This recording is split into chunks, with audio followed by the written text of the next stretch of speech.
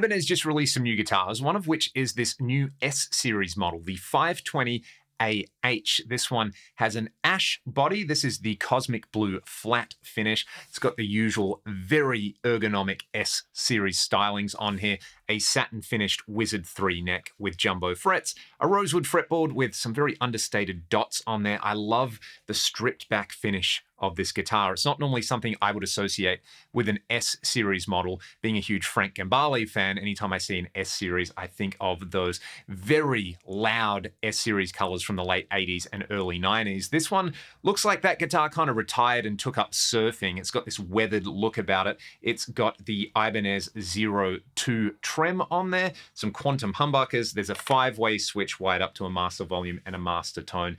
Very, very easy to play. And I stress, very easy to play. It's kind of like all the ergonomics of a headless guitar without having to deal with some of the frustrations that come with a headless guitar, because this thing still has a headstock on here. You know, if you've never played an S series guitar, it really is unique. If you're coming from basically any other standard guitar thickness, whether it's another Ibanez, whether it's a Strat style guitar or a thicker Les Paul style guitar, these almost feel like a disembodied neck. The only other guitar that I can think of that kind of rivals it in terms of just lightweight ergonomics is my Rubato Lassie, and that is a carbon fiber guitar, a totally different beast to this. So let's hear some tones in isolation. I tried to do my best fusion smooth playing in the intro. We'll hear a little bit more of that. Maybe we'll hear my really bad Sean Lane impression as well, because doing big stretches and legato on this is absolute silk. It's been so much fun to play, but this 5-way actually gives you quite a nice range of sounds on here.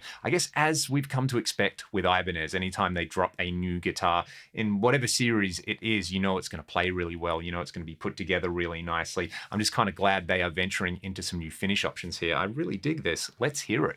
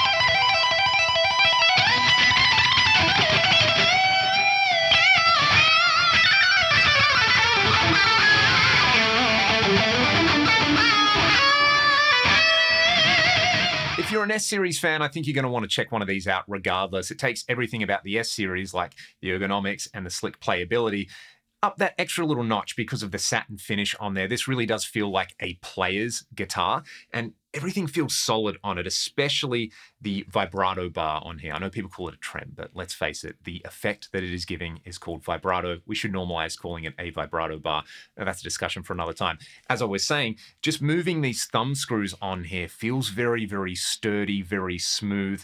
I feel like sometimes when you see double locking systems on guitar, they look great on paper, and then if you feel them and they feel a little bit dinky or flimsy, you don't end up using them anyway, so you may as well have a hardtail on there for the tuning stability. But the hardware being super solid on here, I think the pickups sound really good. Like any other guitar out there, that's a very easy thing to customize to your taste. The neck is just ridiculous, right? I feel like I can just play 10, 20% faster on this and do all the legato stuff I often try to do. It's a player's guitar, ultimately. And one thing that I like about this is that it's not riddled with perceived value adds on there. You know, sometimes you see guitars that maybe are aimed at a budget or a beginner audience on there, or they're slated as an affordable version of a guitar in the lineup, but they still put stuff like, you know, fake pearl binding on there, or photo flame tops, or they give you a bunch of switching options. That ultimately ends up costing more time to manufacture, it costs more money to manufacture, and the end user cops it without any extra value in added playability, stability, or ergonomics. So I'm always a fan of this style of design that's just stripped back. It is designed for players. And like I said, I think if you're an S-Series fan or an Ibanez fan in general, you're probably going to want to check one of these out. Anyway, big thank you to the team at Australis Music here in Australia for letting me borrow this guitar and make a bunch of noise with it. On to my terrible Sean Lane impression with some big stretches. See you on the next one.